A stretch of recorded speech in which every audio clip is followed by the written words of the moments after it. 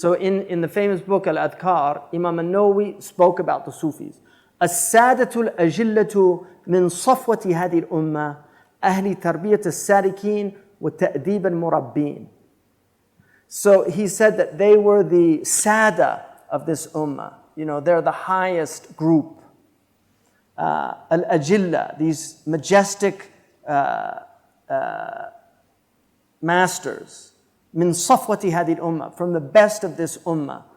أهل تربية السالكين, they're the people that help people on the path to God by getting better. وتأديب المربين, and they discipline the souls of others with their insight. Now this has to be understood in the context because this is a contested term. Sufism, tasawwuf, is a contested term. Sufism is not what you see in many countries in the Muslim world today. In fact, the Sufis would be the first people to reject them. Imam al-Ghazali, in his book, At-Tabyin, he wrote a small treatise called At-Tabyin, elucidating the fact that the vast majority of creation is completely deluded. And when he gets to the last section, he says, the Sufis, and he said, and how great is their delusion.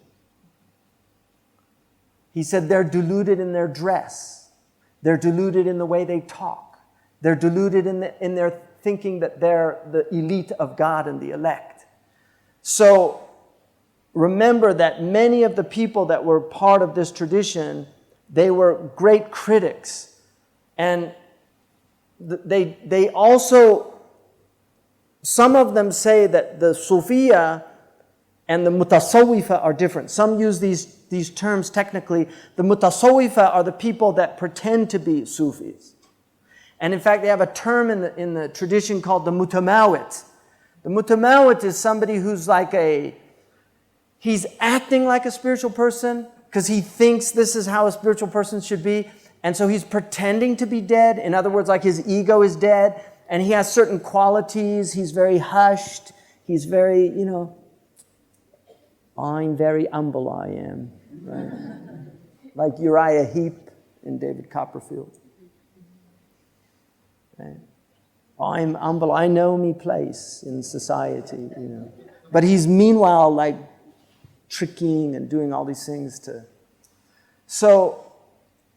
One of the Mauritanians said, عاش بها القوم بخير عيشة فصيرت من بعدهم معيشة يدعى الذي يمشي عليه السالك والسالكوها اليوم حزب هالك. That عاش بها القوم, the qawm, these are the qawm, the Sufiya. They were called the qawm. هم القوم لا يشقى بهم جليسهم. They're the people, because when the angels found the circle of dhikr, they said there was one person, he wasn't from them, but he was sitting with them.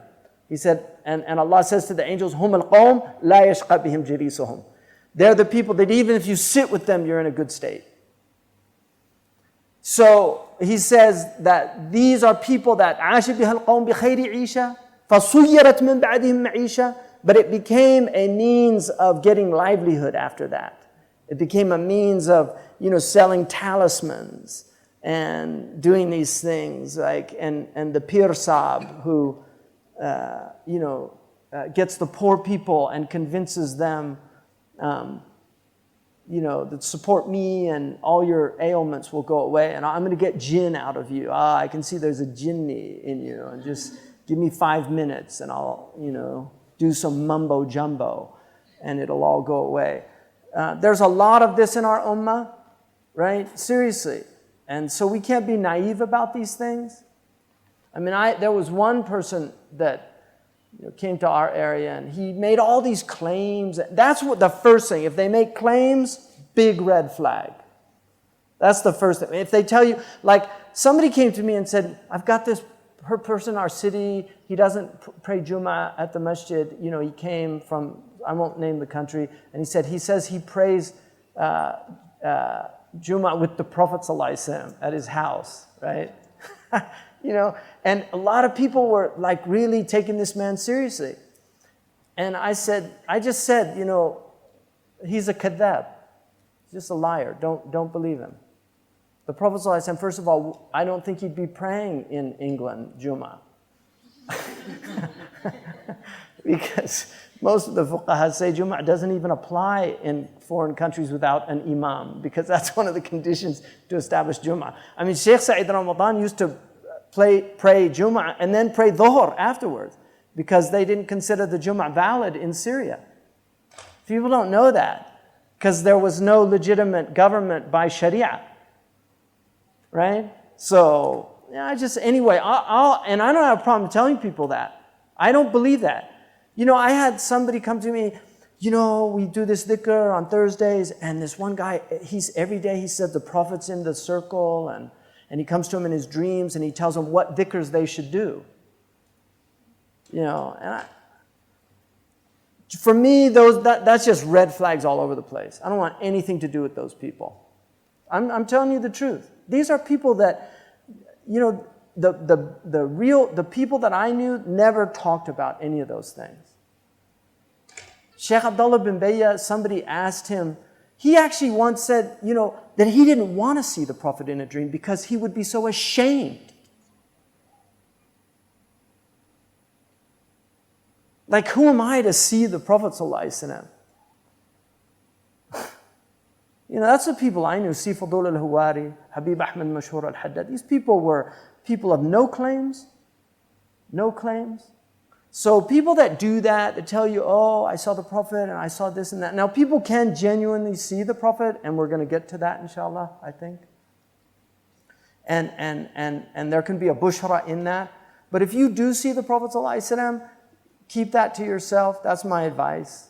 It's a very special thing, and you should just keep it to yourself. If you want to share it with somebody very special that it has to do with them, or you want to tell somebody that might know something about dream interpretation, that's another thing. But I would not put that on Facebook.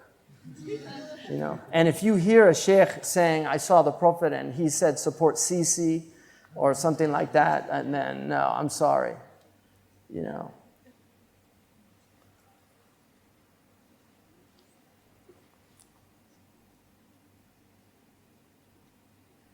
I mean, these are things that destroy our religion, and make people really dislike the religion and turn away from the religion. Is charlatans, religious charlatans. And I'm not saying they're all charlatans, but they're certainly not practicing the sunnah. One of the books that I read when I was starting out, I mean, I wasn't starting out, I was already pretty adept at reading Arabic, but I read Badi'u Zaman al-Hamadani. I was reading, I went through a period where I read the maqamat, I really liked them. Zamakhsharis were beautiful because they were all spiritual maqamat. But Badi'u Zaman, really, I was conflicted reading it initially. And it took me a while to understand what he was doing, because he wrote about a religious charlatan that he was very eloquent, and he knew the book and the sunnah, and he used to go to villages and he would trick people. And he would tell them things like, I saw the Prophet in a dream, and he told me to go to this village, and he said, I'm supposed to pray the rain prayer because you need rain, but he told me I have to do an extremely long sajda or it won't get answered. And so they're all like, Allahu Akbar. And he's very eloquent. He's got this brilliant eloquence. They're all, Allahu Akbar. And so they go out and they pray, and he goes into sajda, and then he gets up. They're all in sajda. He gets up and robs all the houses, and then he leaves. And I thought, that's such a weird, why is he doing, this is, 800 years ago. And he's talking about characters. He's warning people about religious charlatanry.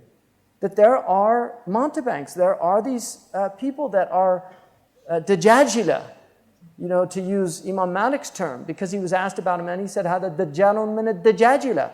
He's an imposter. He was a scholarly imposter. He was pretending to be something he wasn't. And this has happened many times in our history, that people have been fooled by these people. And so this is why it's very important to learn the religion for yourself, so that you don't become victim to these people, because we have so many people in our community that have been victims. And then what happens? They get scandalized when they find out the truth. The person ended up, having sexual improprieties with people or something. This happens in our community. And then they have their loss of faith. Or they get confused, or then they don't want to have anything to do with religion because this charlatan has given religion such a bad name. And this happens, and they suffer from it. People are abused by religion, and that's the worst form of abuse. I would rather have a mafiosa leader and deal with him than deal with a religious charlatan. I really would. I would rather have that because he's just doing bad, and everybody can see it's bad. But when you do bad in the name of good, you are a truly evil person.